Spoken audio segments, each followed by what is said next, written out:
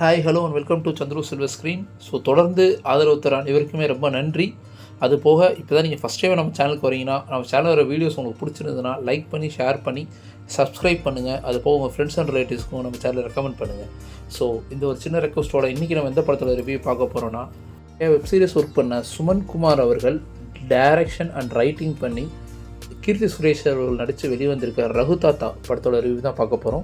So first இந்த படத்தோட story என்னன்றதை பார்த்துடலாம்.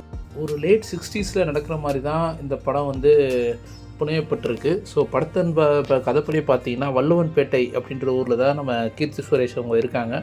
ஸோ அவங்க ஒரு ஃபேமிலியாக இருக்காங்க. அவங்க அப்போயே வந்து பார்த்திங்கன்னா ஒரு புரட்சிகரமான பெண்ணாக இருக்காங்க.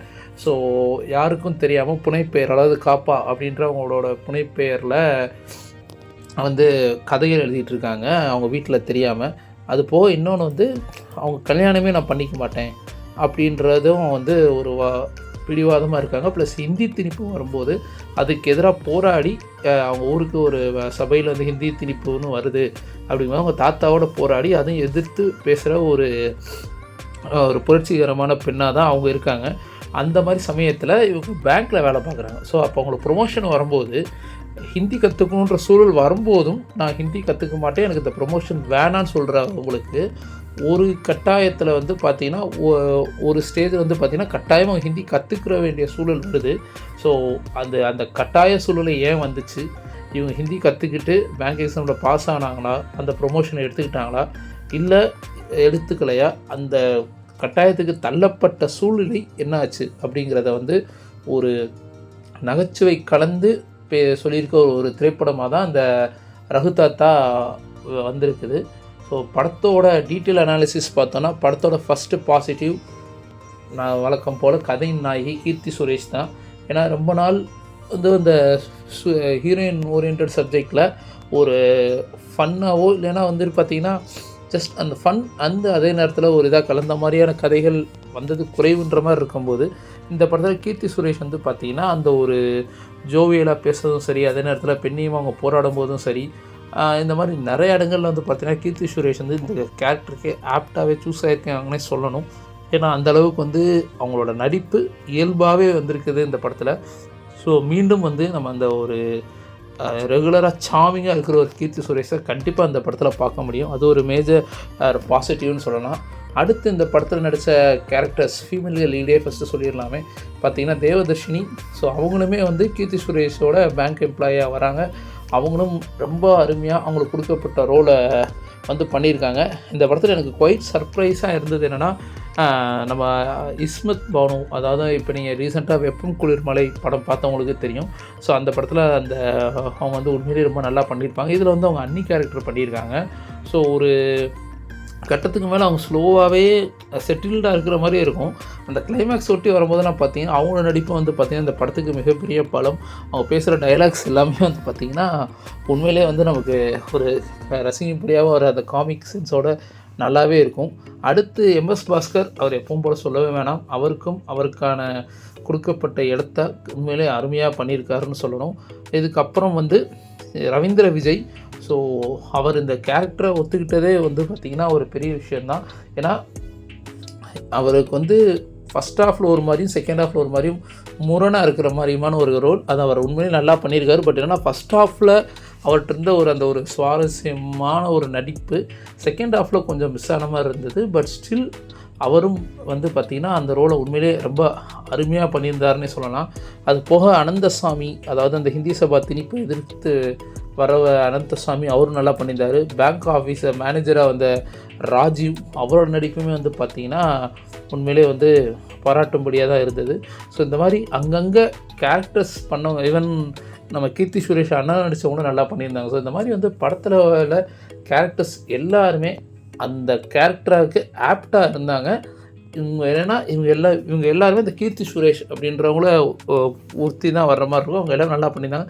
ஈவன் இந்த படத்தில் வந்து ஒரு ஒரு செக்யூரிட்டியாக ஒருத்தர் நடிச்சிருப்பார், பேங்க் எம்ப்ளாயி. அவருமே பாருங்கள் ஒரு ஹிந்தி பாலாக தான் போட்டிருப்பாங்க, அவரே நல்லா பண்ணியிருந்தார். அண்ட் தென் மியூசிக் சென்றாலும் பேக்ரவுண்ட் ஸ்கோர் இந்த படத்துக்கு ஓகே, பட் சாங்ஸ் வந்து ரொம்ப ஆவரேஜ்னு தான் சொல்லணும். இது பற்றி எடிட்டிங் டிஎஸ் சுரேஷ் உண்மையிலே நல்லா பண்ணியிருந்தார். அண்டு யாமினி அவங்களோட சினிமாட்டோகிராஃபி வந்து பார்த்திங்கன்னா நம்ம அந்த லேட் 60ஸ்க்கே கொண்டு போன மாதிரி இருந்தது. அதுக்கேற்ற காஸ்டியூம் டிசைனிங் கரெக்டாக நமக்கு யாருன்னு தெரில. அவங்களுமே வந்து பார்த்திங்கன்னா அந்த காஸ்டியூம் டிசைனிங்கில் அவ்வளோ மெனக்கடல் இருந்தது. அந்த கரெக்டாக பொருந்துகிற மாதிரி, அந்த காலகட்டத்துக்கு பொருந்துகிற மாதிரியே அவங்களோட காஸ்டியூம் டிசைனிங்கும் இருந்தது. ஸோ அவங்களுக்கு ஒரு ஸ்பெஷல் கங்க்ராட்ஸ். ஸோ இந்த மாதிரி பாசிட்டிவ்ஸ் இருக்கிற ஒரு படம் எங்கே லேக் ஆச்சு அப்படின்னு பார்த்தீங்கன்னா, எல்லாத்துலேயுமே இப்போ ரீசெண்டாக நம்ம சொல்கிறது வந்து ஃபஸ்ட் ஹாஃபில் வந்து செகண்ட் ஹாஃபில் கோட் அவுட்டாங்கன்னு. இந்த படம் ஃபஸ்ட் ஹாஃப் வந்து எதை நோக்கி நகருதுன்னே தெரியாத அளவுக்கு முதல் பாதியாக ஒரு 25 நிமிஷம் படம் வந்து நகர்றதே வந்து பார்த்திங்கன்னா நமக்கு மிகப்பெரிய அலுப்பை கொடுத்துருந்து, இல்லை சலிப்பை கொடுத்துருதுன்னு தான் சொல்லணும். ஏன்னா கீர்த்தி சுரேஷ் வந்து என்ன தான் வந்து அவங்க ஒரு சாமிங்காக அவங்க ஒரு ஸ்க்ரீன் ப்ரெசன்ஸோடு இந்த மூவியை க்ரியேட் பண்ணி கொண்டு போனாலும் அந்த ஒரு 10-15 நிமிஷம் ஓகே. அதுக்கப்புறம் வந்து இந்த படம் வந்து ஹிந்தி திணிப்பை நோக்கி பெருசாக போதா, இல்லை வந்து பெண்ணையும் பேச போகிறாங்களா, இல்லை ஹிந்தி திணிப்பு ஒரு பார்ட்டாக வச்சு பெண்ணையும் பேசுகிறாங்களா, இந்த மாதிரி பல யோசனைகள் அண்டு இதெல்லாம் வந்து நாங்கள் வரும்போது எப்படா இன்ட்ரோல் சீக்வன்ஸ் வந்து ஏதாவது ஒரு பிளாட் ரிவீல் பண்ண மாட்டாங்களான்ற அளவுக்கு நம்மளை ரொம்ப சோதிக்க வச்சிருது.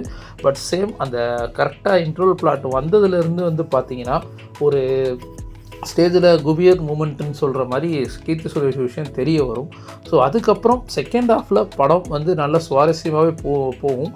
அதுலேயும் அங்கங்கே சின்ன லேக் இருக்கும். ஆனால் கடைசி கிளைமேக்ஸ் 20 மினிட்ஸ் நம்ம உண்மையிலே வந்து அவ்வளோ பக்காவாக டைரக்டர் வந்து அதை மேக் பண்ணியிருப்பார். எனக்கு நிறையா சீக்வன்ஸ் வந்து பார்த்திங்கன்னா அதில் அந்த காமிக்கல் சீக்வன்ஸ் வந்து உண்மையிலே ஒர்க் அவுட் ஆச்சுன்னு சொல்லணும். அது நம்ம ஆல்ரெடி ஃபஸ்ட்லேயே சொன்ன மாதிரி அவங்க அண்ணியும் கீர்த்தி சுரேஷும் பண்ணுற கலாட்டாக்களாக இருக்கட்டும், கிளைமேக்ஸில் கீர்த்தி சுரேஷ் தேவதர்ஷினி அவங்க அண்ணி பண்ணுற கலாட்டாக்களாக இருக்கட்டும், உண்மையிலே நல்லா இருந்தது. அந்த இஸ்மதா பானு அதுவும் அவங்க டைரக்ட் பேசுகிற டெலிவரிலாம் கிளைமேக்ஸில் அவ்வளோ இதாக இருக்கும். ப்ளஸ் இன்னொன்று என்னென்னா, கீர்த்தி சுரேஷ் கிளைமேக்ஸ் அந்த ஒரு பர்டிகுலர் இதை ஒரு போர்ஷனில் வந்து அவங்க நின்று கொடுக்குறத இது அவங்க இருந்தே பண்ணியிருந்துருக்கலாமோ அப்படின்ற அளவுக்குலாம் யோசிக்க வச்சுருக்க மாதிரி ஆகிடுச்சு. ஸோ அந்த கிளைமேக்ஸ் சீக்வன்ஸுமே வந்து பார்த்திங்கன்னா ரொம்ப ஆவரேஜாக போன மாதிரி ஆகிடுச்சு. ஸோ அந்த ஃபஸ்ட் ஹாஃபை வந்து இவங்க சுவாரஸ்யமாக கொண்டு போயிட்டு நமக்கு கதை எதை நோக்கி நகரப்போகுதுங்கிறத இனிஷியலாகவே கொஞ்சம் இது பண்ணியிருந்தாங்கன்னா, ரெடி பண்ணியிருந்தாங்கன்னா ஃபஸ்ட் ஹாஃபும் வந்து செகண்ட் ஹாஃபுக்கு ஈக்குவலாக நல்லா இருந்திருக்கும். ஸோ இந்த படம் வந்து ஜனரஞ்சகமான ஒரு திரைப்படம். ஆனால் அனைத்து தரப்பையும் கவருமா அப்படின்னா கண்டிப்பாக டவுட்டு தான். ஆனால் ஃபேமிலி ஆடியன்ஸ், இன்னொன்று நீங்கள் ஃபேமிலியாக உட்காந்து உங்கள் குழந்தைங்களோட வீட்டில் பார்த்தீங்கன்னா கண்டிப்பாக அந்த மாதிரி ஒர்த்தான ஒரு மூவி தான் இது. தேட்டர்லேயும் போய் பார்க்கக்கூடிய ஒரு படம் தான். பட் ஸ்டில் ஃபஸ்ட் ஹாஃபை மட்டும் நீங்கள் கடந்துட்டிங்கன்னா second half is going to be a good treat for you அப்படின்னு தான் சொல்லலாம். ஸோ மித்தபடி என்ன சொல்லலாம், திஸ் மூவி ஸ்டில் எனக்கு இந்த படம் வந்து ஒரு ஆவரேஜ் மூவின்னு தான் நான் சொல்லுவேன். ஒய் பிகாஸ் அவங்க நல்ல கதை, நல்ல கேஸ்ட், அப்புறம் எல்லாமே கிட்டத்தட்ட நல்லா தான் இருந்திருக்கு.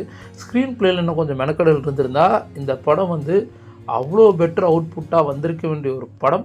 அதை மிஸ் பண்ணிடுச்சு அப்படிங்கிறது மட்டும்தான் நம்ம சொல்கிறோமே தவிர்த்து மிச்சபடி it's an average movie. So தேட்டரில் போய் இப்போயும் ரன் ஆகிட்டு தான் இருக்குது.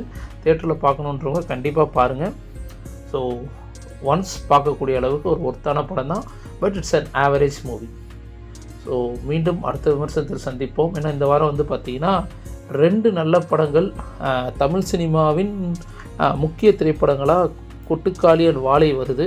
ஸோ அந்த படத்தையும் நம்ம கூடிய விரைவில் சீக்கிரமாகவே பார்த்துட்டு ரிவ்யூ பண்ண பார்க்கலாம். ஸோ அது போக சில தேட்டர் ரவுண்டப் வீடியோஸும் நமக்கு ரெடியாக இருக்குது. ஸோ தொடர்ந்து உங்கள் சப்போர்ட் கொடுங்க சந்துரு சினுக்கு. மீண்டும் அடுத்த வீடியோவில் சந்திப்போம். நன்றி, வணக்கம்.